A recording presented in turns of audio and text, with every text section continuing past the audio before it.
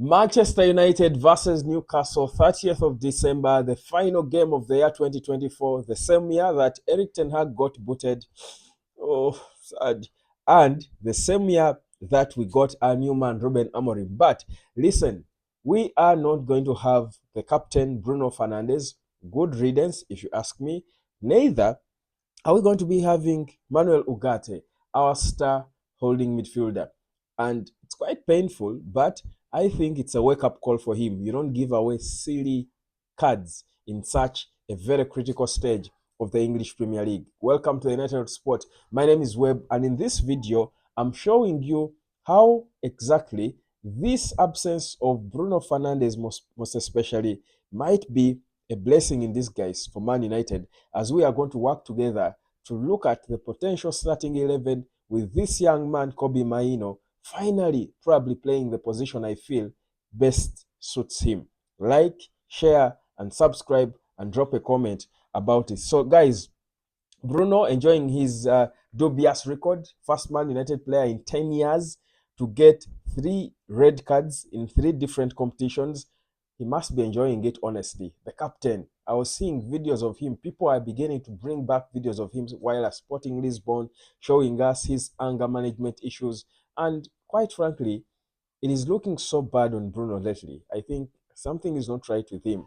But the reality is he's played too much football, honestly, for both club and country, that he can probably use a bit of rest. So that's why I say it's good riddance. He's not in the game. But let's focus on those who are there. So if that second half we played against, if the second half we played is anything to go by, I definitely think we certainly have got to expect a good performance from our midfielders, because one of the weak links in the game was the midfield.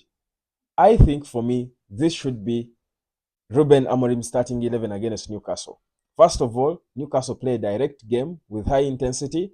The calmness and experience of Eriksen and Casemiro, like we saw it in the second half in our loss against Wolves, might come in handy to slow down the pace of these high-flying Anthony Gordons and the likes, and Bruno Guimaraes, name them, Alexander Isak, and all these guys.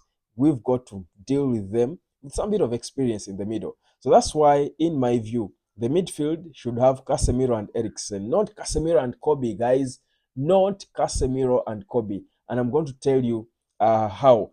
Onana in goal, of course, I hope this time he improves himself, pulls up his socks, because he's looking, worrying, honestly.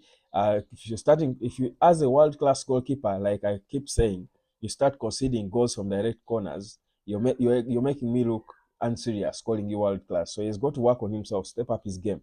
In the middle, I do hope Mathis Delete returns. He rested for the previous game, returned in the squad, but was on the bench. I do hope he starts this game. And if he does, he will, I think, bring some bit of calmness in the back. So him playing with Licha and Yoro on the right might be decent, or Yoro might be rested. We have Delete play on the right. We have Licha sandwiching him, and Delete sandwiching Harry Maguire. That could be okay as well. But Maguire has played perhaps too many minutes in the past games that it might look a bit worrying. So in the back line there, again, it will all depend on the fitness of the lead or of Delete, but I do think he will get it right. I mean, I don't have so many qualms about the back line. In the middle, like I said, there is no Bruno and Ugarte. Casemiro and Eriksen slide in direct. Of course, someone will say, why not Casemiro next to Kobbie and Eriksen plays as a 10? You see, why I would put Eriksen where uh, as the 8 is because without Bruno, Eriksen is the guy who can try to make us play. I think he can try to make us play from deep, because he can play good long passes, decent long passes, I must say. He can initiate play from the middle, from deep. I don't think you get a lot of that from Kobbie. So for me, I think Eriksen is the best option to play next to Casemiro. Keep Casemiro as contained as possible, playing as the holding midfield, covering less ground because he doesn't have the physique anymore, but doing the smart, disciplined work to tame what should be the preying attack of this Newcastle team that is looking improved. Then, of course, Mazraoui on the right and Dalot inverted. obviously. Then the attack for me is where my focus is. Who is going to be in the attack? I would go Ahmad, Kobbie, and Zirkzee. We've seen flashes of Kobbie. Whenever he drops into those number 10 positions, he tries to create something, certain things. He tries to do things. Of course, Kobbie is still growing in his game. I still think Kobbie's position is yet to be completely figured in the team. Yet they all know he's a generational talent who has got to be playing, but they are yet to figure out where he plays. They are forcing him into this number 8 position, which he doesn't seem to enjoy, if you ask me. Kobbie's best football, Kobbie's best moments in any game I've watched are when he is in the final third, when he's there behind the striker in those areas. You see him looking more exciting, looking more hungry and creative, and trying to do things. I think I want to see him and Ahmad playing behind a number 9. Now, which number 9? Of course, a few can go Rasmus Højlund, but honestly, I've been patient with Højlund. I'm one of those who feel he can be a talent, but boy, hasn't he been disappointing in the past games. I would go Zirkzee start ahead of him, honestly. I would put Zirkzee ahead of him. And not that Zirkzee is any much an improvement on him, but Højlund is worrying. He's a huge guy, a giant of a player, 6 feet, or is it 6'4"? But the guy is always on the floor, fighting and tussling with way shorter players, small and short. And you're thinking, what is wrong with this guy? How can you be this tall, but you always keep playing on the ground? I can imagine. Think about Yaya Toure, because I think he's almost as tall as Yaya Toure was. How on earth can you be that tall and big, but you're always tossing for the ball and jostling for the ball on the floor? He's always picking himself up from the floor, always wants to have so many touches on the ball. There's a lot of education that Højlund needs to be given, and yet he's a left-footed player. Left-footed number 9s, think of Robin van Persie. These are guys who are always going to give you something different. They're unpredictable, and he shows flashes of that unpredictability. But for the larger part of his game, Højlund is he struggles. It's not convincing. So in this particular game, I would want to see Kobbie and Ahmad as the 2 number 10s, then Zirkzee leading the line, and hope that Zirkzee can try to be patient, because Ahmad and Kobbie can both drop a little deeper to get the ball and link with him. So he doesn't really need to drop back a lot.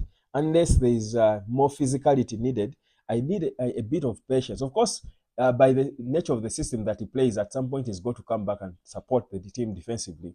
But in terms of when we do have the ball, I don't expect him to drop so deep to try and pick it up and try to link up, because there is no one to link to. He's the guy, he's the target man. So if anything, Ahmad and Kobbie should be linking play to him. So I think Ahmad needs to have, rather, Zirkzee needs to have that discipline.